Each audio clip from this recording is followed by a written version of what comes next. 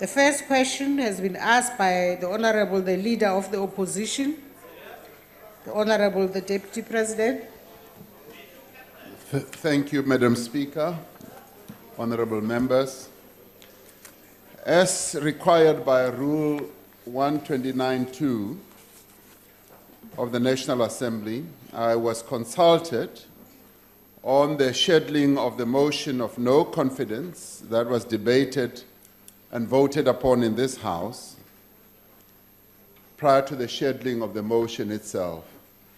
And I must say that as leader of government business, I was not consulted by the Speaker on how the vote should be conducted.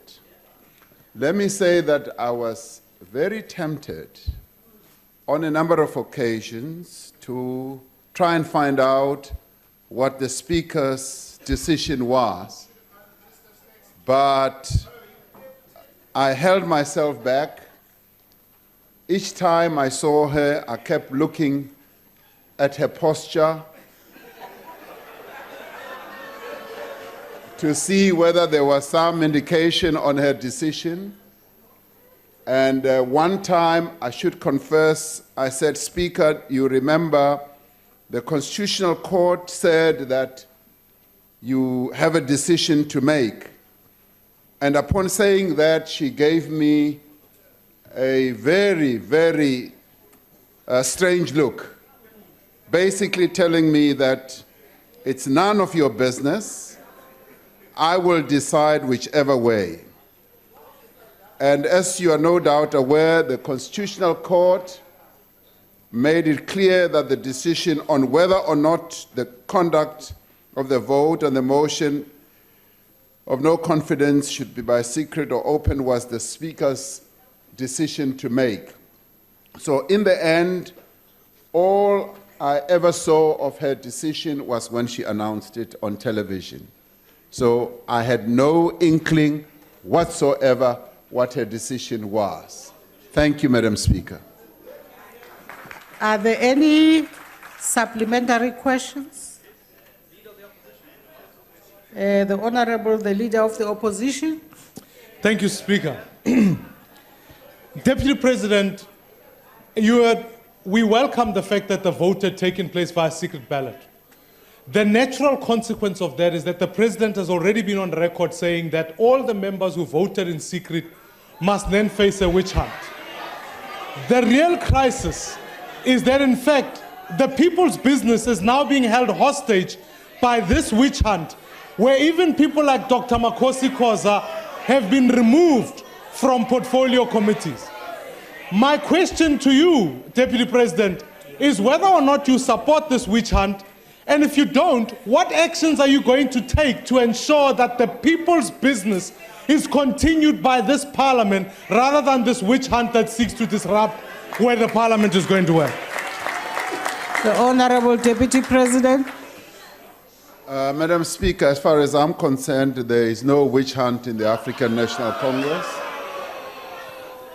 The ANC has accepted that the vote has happened as it did happen, and clearly, like any other political party, it has its own internal processes that must be respected, just as we respect internal processes in other parties.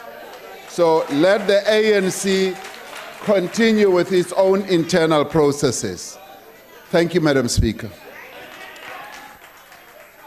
The Honorable Sope.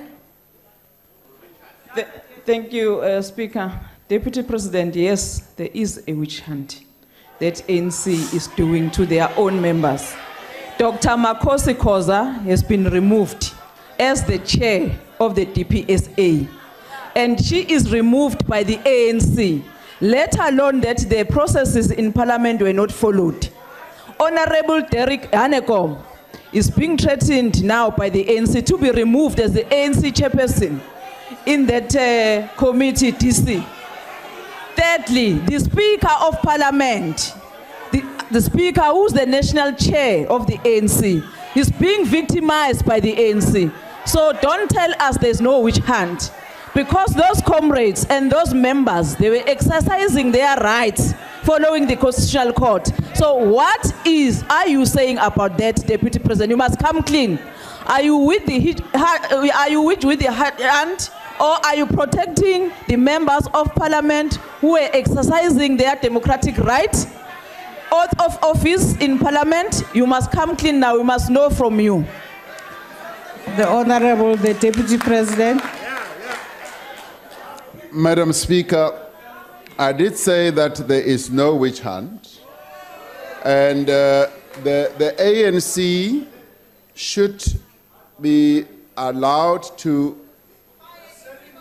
proceed with its own internal processes, because these are party political processes. It would be, I think, very exciting for all other members seated here to hear the internal doings within the African National Congress, where we would outline precisely what is happening with Honorable Derek Hanekom, what's happening with this one and that one. But we are not in a space and time to be able to do that. So allow the ANC to carry on with its own internal processes, and that's all I can say on this matter.